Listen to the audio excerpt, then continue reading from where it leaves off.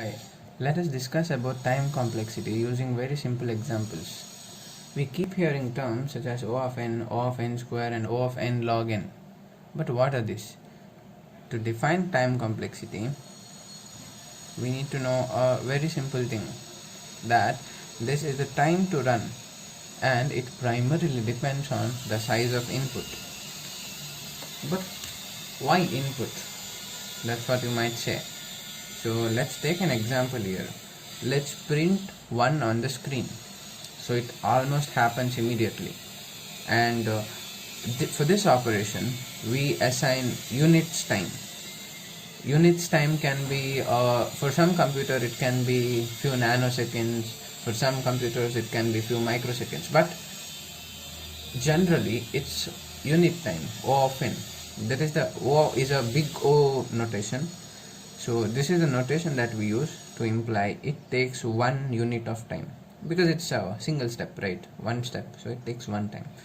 Then let's take another example. We print the same thing, but now we print it inside a loop. This loop runs n times. So what is the time complexity of this?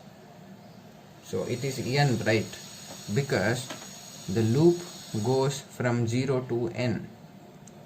For each value of I, it prints.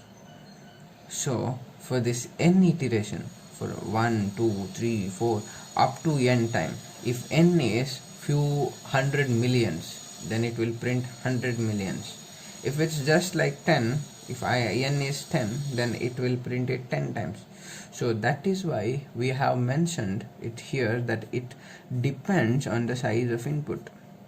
But on a general basis, we mention it as O of n because it depends on the input of n. So the complexity of this is n, O of n.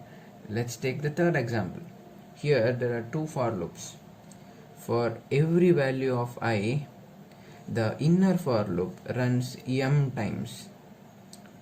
For every value of I, it runs m times. That means for every value of n, the inside loop runs m times. Hence its complexity is m into n. You can create a simple for loop and see how many times it runs. So if m is close to n, then it can be n square, but it will be O of mn as well. So this is how we determine the time complexity of a function.